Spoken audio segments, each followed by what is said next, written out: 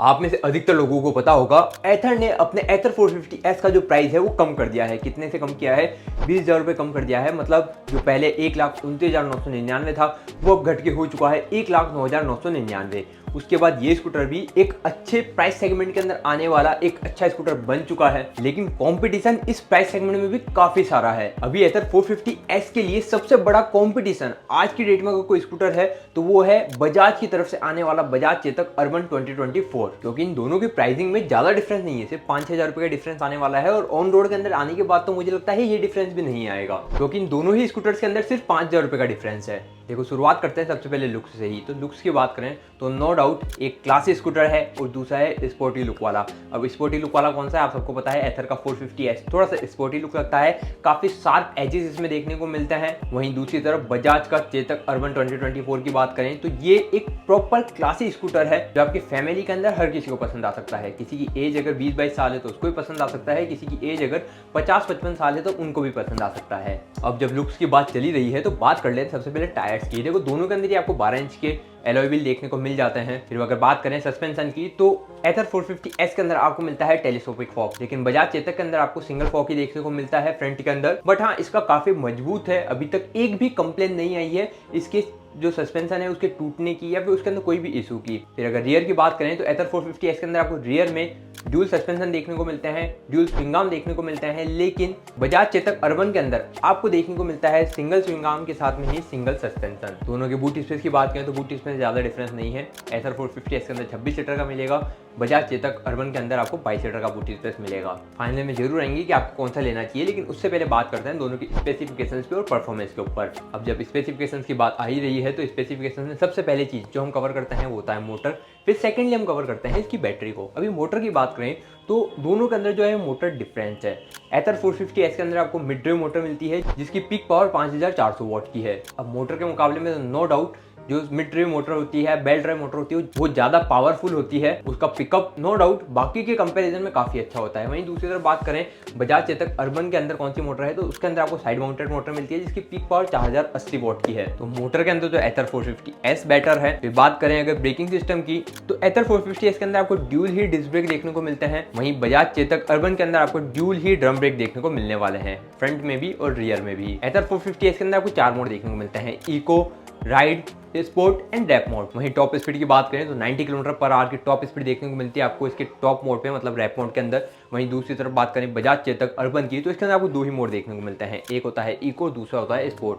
अब इको और sport mode जो है ना वो इसके अंदर चेतक अर्बन के अंदर 2 वेरिएंट आता है, टेक पैक और स्टैंडर्ड।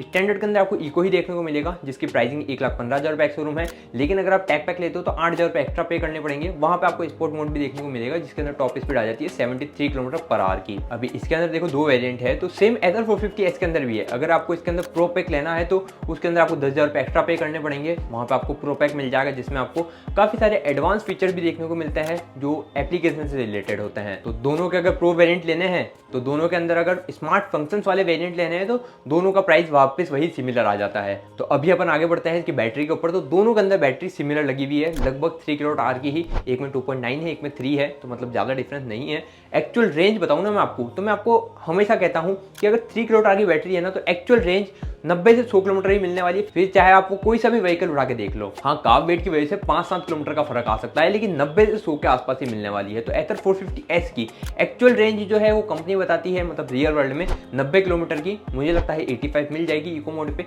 वहीं बजाज चेतक अर्बन 2024 की बात करें, सर्टिफाइड तो 113 है, रियल वर्ल्ड आके 105 के आसपास कंपनी कहती है, पर मेरा मानना है कि एक्चुअल रेंज आपको मिलेगी 90 से 100 किलोमीटर के बीच में। जब बात आती है चार्जिंग टाइम की तो चार्जिंग टाइम में no doubt Bajaj Chetak urban ज़्यादा बेहतर है, 4.5 घंटे में फुल चार्ज हो जाता है।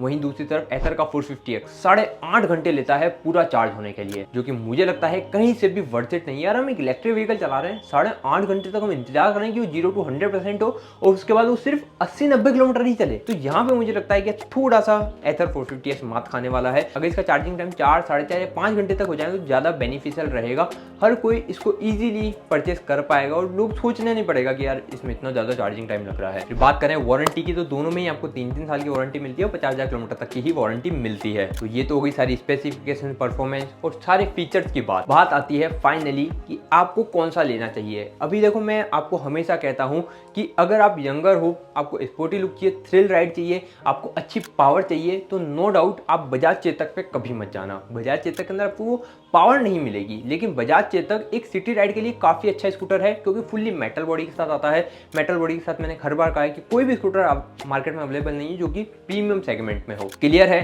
कि अगर आपको थ्रिल राइड चाहिए, आप एक यंगर हो, तो आप एथर 450S पे जाना, आपको काफ़ी मज़ा आने वाला है उसको चलाने में।